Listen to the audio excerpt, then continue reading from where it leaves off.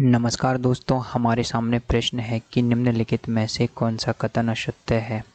पहला ऑप्शन है आपके सामने की प्रथम कोटि की अभिक्रिया में अर्ध आयुकाल अभिक्रिया की प्रारंभिक सांद्रता पर निर्भर नहीं करता है। सेकंड है चारकोल के दिए गए टुकड़े को चूर्ण रूप में पृष्ठ क्षेत्रफल बढ़ जाता है। हाइड्रोजन के सहसंयोजी आबंधन में प्रत्येक इलेक्ट्रॉन अपने नाभिक के परितः समय व्यतीत करता है। या फिर हाइड्रोजन के सहसंयोजी आबंधन में दोनों इलेक्ट्रॉन दोनों नाभिकों के परितः समय व्यतीत करते हैं। तो हमें बताना है असत्य कथन निम्न में से कौन सा है। पहला है कि प्रथम कोटि की अभिक्रिया में अर्धायुकाल अभिक्रिया की प्रारंभिक सांद्रता पर निर्भर नहीं करता। तो अर्धायुकाल क्या होता है आपके प्रथम कोटि की अभिक्रिया में टी आपका सूत्र आता है आपके 0.693/K, जहाँ के क्या होता है आपके वेग नियतांक। तो के क्या है आपके वेग नियतांक। तो आप यहाँ पर देख सकते हैं कहीं पर भी आपके इसमें आपकी अभिक्रिया की प्रारंभिक सांद्रता नहीं आ रही है। तो आपके पहला कथन तो क्या है आपके सत्य है।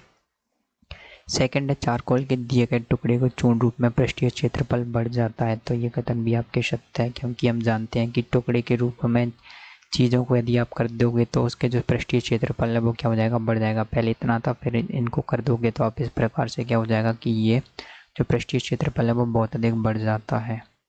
तीसरा ऑप्शन है कि हाइड्रोजन के सहसंयोजी आबंधन में प्रत्येक इलेक्ट्रॉन अपनी नाभिक के परितः समय व्यतीत करता है।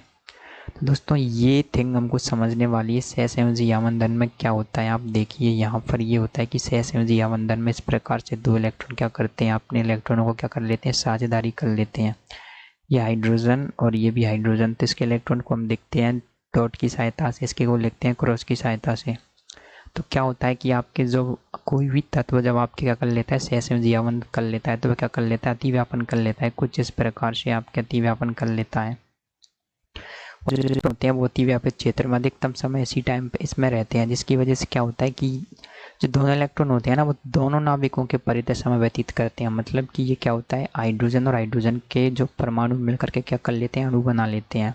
और अणु बनाने पर जो दोनों नाभिकों के इलेक्ट्रॉन है वो क्या है, दोनों नाभिकों के परितः समय, दोनों नाभिकों के चारों ओर समय व्यतीत करते हैं, ना कि अपने अपने इलेक्ट्रॉन मतलब अपने अपने नाभिकों के चारों ओर। तो क्या हो जाएगा कि ये दोनों इलेक्ट्रॉन है ना इस नाभिक के चारों ओर भी चक्कर काटेंगे, हाइड्रोजन के और इस नाभिक के चारों ओर भी चक्कर काटेंगे।